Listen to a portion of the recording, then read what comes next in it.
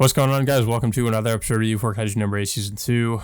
This is episode 10, and with me, as always, I have Blue Spade. I don't even know how many episodes this are. I don't know if it's. I think it's like 12 or I 13 think so. episodes. Maybe there's. Yeah, we'll probably only have like two more episodes left since we're near the end of the. Oh, is it the summer season? But yeah, the episode. It's really kicking in the high gear. I guess the climax. I guess you could say the climactic fight between the defense force and the kaiju just basically just attacking the entire country of Japan. Um, unlike all those other kaiju attacks, which were just random, all these like attacks are a lot more coordinated, considering that they're mostly attacking defense force headquarters, airports, so on and so forth. Mainly due to the fact that number 9 has the knowledge of what was it, General Director Shinomiya. Yeah, it's just basically every kaiju, I guess, is just attacking like major infrastructure across Japan. And basically, like the kaiju defense force is having to, be sent out to try to stop it. And I guess the main highlights of the episode is just like Hoshina now has the suit 10? with kaiju number 10, and he's basically like trying to apparently like kaiju number 10, like he's not really like fully synchronized with his suit, because kaiju number 10 is kind of like trying to take control of him. He wants to do one thing and kaiju number 10 wants to do something else, so they're not like fully in sync. So like there's there's a scene with him trying to fight with his new suit with kaiju number 10, and eventually him and kaiju number 10 come to some kind of an understanding, to where like he's I guess in a way he kind of lets kaiju number 10 sort of somewhat take control, and then his like sync ratio goes back up. So yeah, so we see that, and then of course we also see Shinomiya in her, I guess, like her mother's suit. And at first I thought she was going to like, it was weird because she got into some kind of, I guess it's just some kind of like a launch mechanism that she detaches from and uses it to help her fly. I'm not sure. But it almost, I thought at first it was like legitimately like a mech that she was about to get into because she like launched out of it. But I guess the suit allows her to fly. And now she's just like, I mean, she ends up like helping some of the other members of the Kaiju Defense Force on the ground. And they're, at one point they're like, oh, maybe we should try to help her out. But it seemed like she really didn't need any help. Like she was just effortlessly like cutting them all the Kaiju up. I think So like now she's just like completely like overpowered. Yeah, I think the best the other members of the defense force could really do was to help pin down a lot of the kaiju that are. Yeah, like that's all they did. Yeah.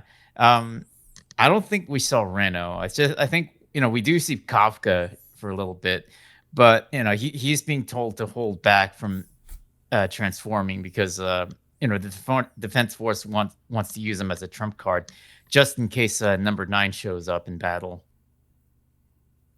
Yeah. Yeah, so I guess he's kind of being held in reserve in a way until like they need him. More or less. Unless somebody I don't know, unless someone or something more powerful shows up to cause a lot of trouble. But yeah, Kafka is like, yeah, he's not really doing much at this point. It's just, I think the only people who we really see who mostly get a lot of action is Shinomiya and Hoshina. Yeah. And I guess also Norma, because like the episode actually starts with like I forget this guy's name, but he's like I guess he's one of the side characters in the Kaiju Defense Force. Like his daughter is getting married, and that's kind of, I guess this event is sort of like what kicks off all the other Kaiju just attacking different parts of Japan. The wedding basically gets interrupted because there's a kaiju that crashes through a window and tries to, at one point, like tries to eat his daughter, and then an army comes in and stops it. Yeah, that's, well, in terms of the kaiju, that's pretty much all we get. I mean, we don't really get to see another appearance of that that black-haired kaiju at the end of last week's episode. The one that looks like Shinomiya in appearance. Yeah. Yeah, yeah, I actually forgot about that. Yeah, I'm kind of surprised they actually didn't really follow up on that. Because I mean, yeah, this episode was just focused on all these other kaiju attacking other parts of Japan. So I guess maybe that kaiju will show up again. I don't know. Maybe Kafka will be called in to fight that one. It's hard to say. But yeah, like she doesn't show up at all in this episode. I think that's pretty much the whole extent of the episode. I mean, we do get Ashiro a Yeah, little bit, but it seems like she's commandeering like this gigantic railgun cannon. Um, yeah.